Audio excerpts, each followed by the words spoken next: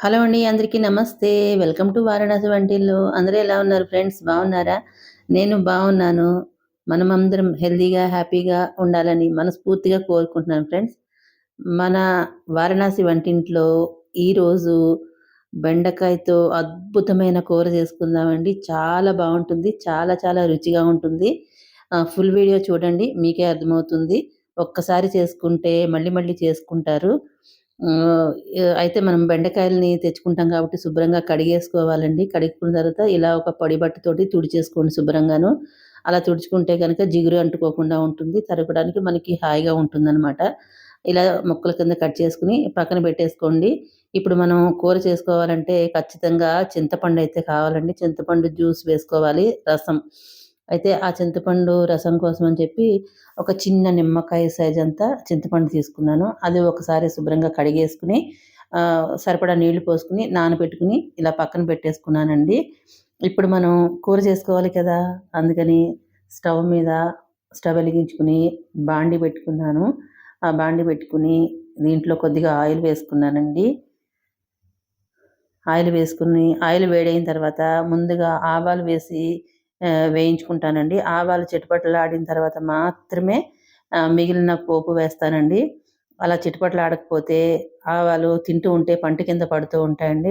పంటి కింద పడి చేదుగా ఉంటుంది. ఎప్పుడు చెప్తూనే ఉంటాను. తెలియని వాళ్ళ కోసం చెప్తున్నాను. కొత్తగా చూస్తూ ఉంటారు కదా! అలాంటి వాళ్ళ కోసం తెలుసుకుంటారని చెప్తున్నాను. ఇది నా విధానంలో చేసుకునే పోపు వేయించుకునే పద్ధతనమాట. ఫస్ట్ ఆవాలు వేసి వేగిన తర్వాత అప్పుడు శనగపప్పు, మినపప్పు వేసి వేయించుకుంటాననమాట. అవి వేగిన తర్వాత కొంచెం జీలకర్ర వేసుకున్నాను. చూసారు కదా! జీలకర్ర కూడా వేసి వేయించుకోవాలి. ఇలా చక్కగా గోల్డెన్ బ్రౌన్ వచ్చేంత వరకు వేయించుకోవాలనమాట. మాడిపోకుండా చక్కగా వేగేటట్టు వేయించుకోండి. చూసారా ఆయిల్ కూడా నేను కొంచెమే వేసుకున్నాను. మరీ ఎక్కువ వేసుకోలేదు. పోపుకి సరిపడా మాత్రమే వేసుకున్నాను. అలాగే ఒక 2 పచ్చిమిరపకాయలు ముక్కలు చేసుకొని వేసుకున్నాను. కొద్దిగా కరివేపాకు కూడా వేసుకున్నాననమాట. చాలా హెల్తీగా చేసుకుంటామండి. మన వారణాసి వంటింట్లో అన్నీ హెల్తీ రెసిపీసే ఉంటాయి. చాలా మటుకు ఆయిల్ తక్కువతోటి చేస్తూ ఉంటాననమాట. అలాగే కొంచెం మనకి కూరల్లోకి అతి ముఖ్యమైనది పసుపు వేసుకుంటాం కదా! ఆ పసుపు తర్వాత నాకు ముఖ్యమైనది ఇంగువనమాట. ఇంగువ లేనిదే మన వారణాసి వంటింట్లో వంటలు జరగవనమాట సామాన్యంగాను. అందుకని ఇంగువ వేసుకున్నాను ఒక స్పూను. అది కూడా అయిన తర్వాత ఇదిగోండి బెండకాయ ముక్కలు చిన్న చిన్న ముక్కలు పొడుగ్గా తరుక్కోవాలి. ఈ మాత్రం పొడుగ్గా తరుక్కోవాలనమాట. ఈ కూరకి ఇలా తరుక్కుంటేనే బావుంటుంది. మరీ చిన్నగా తరుక్కుంటే ఫ్రైలాగా ఉంటుంది. అంత రుచిగా ఉండదు. ఇలా తరుక్కుంటే చూడ్డానికి బావుంటుందనమాట.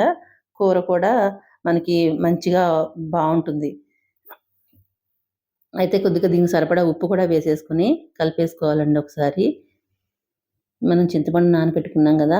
ఆ చింతపండు ఇప్పుడు రసం తీసుకొని ఈ కూరలో వేసేసుకుందాము. అయితే ఇప్పుడు ఈ ముక్కలు నేను 500 గ్రాములండి. ఇవి అంటే అరకిలో మార్కెట్ నుంచి అరకిలో తీసుకున్నాను. ఇంట్లో కొద్దిగా ఉన్నాయి. ఒక 100 గ్రాముల దాకా ఉంటాయి. అవి ఇవి కలిపి చేసేసాననమాట. ఒక 600 గ్రాములు బెండకాయలనమాట. అయితే దానికి చిన్న నిమ్మకాయ సైజంతా చింతపండు నానబెట్టుకొని ఆ రసమంతా పిసికేసుకొని దీంట్లో పోసేసుకుంటున్నాను. మీ మీ పులుపు మీకు ఎక్కువ కావాలంటే కొంచెం ఎక్కువ వేసుకోండి. తక్కువ కావాలంటే కొంచెం తగ్గించి వేసుకోండి. మీ రుచిని బట్టి పులుపు యాడ్ చేసుకోండి. పులుపైతే ఖచ్చితంగా వేసుకుంటేనే బావుంటుంది. మనం ఇది వేపుడు కారంతో చేసుకుంటున్నామండి. బెండకాయ వేపుడు కారం అనమాట. చింతపండు వేసిన దానికి ఖచ్చితంగా నేనైతే బెల్లం వేస్తానండి. ఒక్క చిటికెడైనా బెల్లం వేస్తే కూర రుచి అద్భుతంగా ఉంటుంది. చాలా చాలా రుచిగా ఉంటుందనమాట.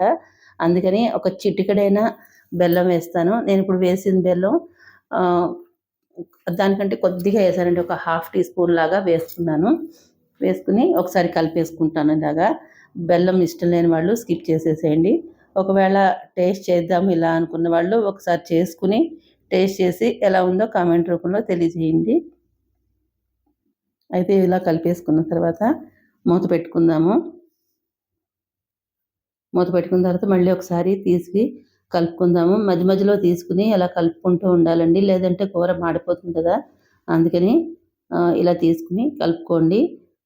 మనం పోపులు వేసుకున్నాం కదా! పోపు వేసుకుంటే చూడండి ఎంత చక్కగా కనిపిస్తుందో. అయితే ఈ కూరలో మామూలుగా అయితే అసలు పోపు అవసరం లేదండి. మా అమ్మాయికి ఇష్టమని చెప్పి ఆహ్, పోపు వేశాననమాట. నా మనవరాలికి కూడా ఇష్టమే. మా అమ్మాయికి కూడా ఇష్టమే. అందుకని పోపులు వేశాను. కొంచెం పప్పులు. మనం దీంట్లో కూరకారం వేసుకుంటాం గాబట్టి దాంట్లోనే అన్ని రకాల పప్పులతోటి పౌడర్ చేశాననమాట. అది చాలా చాలా బావుంటుంది కూర పొడి. మీరు ఎవరైనా చూడకపోతే తప్పకుండా ఒకసారి వాచ్ చేయండి. ఈ మధ్యనే చేశాను. దొండకాయ కూర చేశాననమాట. కూర వేపుడు కారం చేసి దొండకాయ కూర చేశాను. ఆహ్, చాలా బావుంటుంది. ఒకసారి వాచ్ చేయండి. అయితే మనం ఇప్పుడు కొద్దిగా ఆయిల్ వేసుకుందాము. ముక్కయితే ఇంకా ఉడకలేదు. కొద్దిగా ఆయిల్ తక్కువే వేసుకున్నాం కదా! అందుకని ఇంకో కొంచెం ఆయిల్ వేసుకొని ఒకసారి మళ్ళీ మూత పెట్టేసుకుందాము. ఇదిగోండి. ఇప్పుడు ఒకసారి తీసి చూద్దాము. ఉడికిపోయిందండి. అయితే కొద్దిగా అడుగు పట్టింది. ఆయిలయితే కొంచెమే వేశాం గదా! అందులోనూ నేను ఇది పెట్టుకునేది స్టీల్ పాత్ర గదా! కొద్దిగా లైట్‌గా ఇలా అడుగు పట్టింది. ఏం పర్వాలేదు. అది మాడిపోయిన లెక్క కాదు.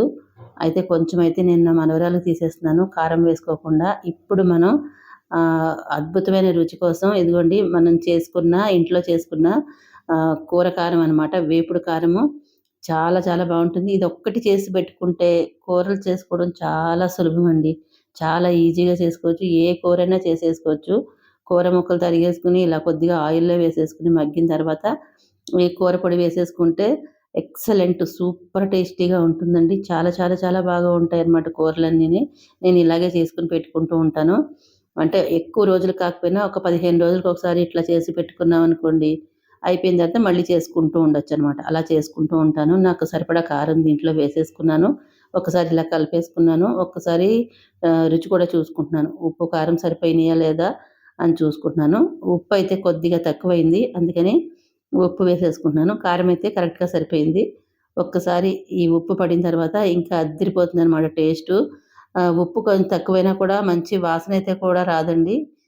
ఉప్పు కరెక్ట్‌గా సరిపోతేనే మంచి వాసనొస్తుందనమాట. ఇప్పుడు ఉప్పు, చింతపండు అలాగే కొద్దిగా బెల్లం, ఇంగువ ఇవన్నీ కలిసి అసల మంచి వాసనొస్తుంది. ఇక ఎప్పుడెప్పుడు తినాలా అని అంత రుచిగా ఉందనమాట. ఒకసారి మూత పెట్టేసుకుందాము. మూత పెట్టుకొని ఒక్క నిమిషం అయిన తర్వాత ఇదిగోండి ఇంకా స్టవ్ అయితే ఆపేసుకుందాము. నేను ఆఫ్ చేసేసుకొని ఇది తీసుకెళ్ళి కింద పెడతాను. తొందరగా చల్లగా అవుతుందని కింద పెట్టేసుకున్నాను. పెట్టుకున్న తర్వాత మీకు చూపిస్తున్నాను. ఒక 5 నిమిషాలు ఇలాగే వదిలేస్తాను. వదిలిన 5 నిమిషాలు దీన్ని అసలు కదపకుండా అలాగే వదిలేసి తర్వాత దీన్ని కలుపుకుందామండి. ఇదిగోండి 5 మినిట్స్ అయిపోయింది. ఇప్పుడు ఈ గిన్నెలోకి తీసేసుకుంటాను. ఒక్కసారి చుట్టూతా కలిపేసుకోవాలి. కలుపుకున్న తర్వాత చూసారా అదంతా కూడా చక్కగా కలిసిపోతుందనమాట. ఇలా కలిపేసుకున్నామంటే కలిసిపోతుంది. ఇదిగోండి అసలు మంచి గుమగుమలాడిపోతుంది. అసలు వేపుడు కారం చాలా చాలా బావుంది.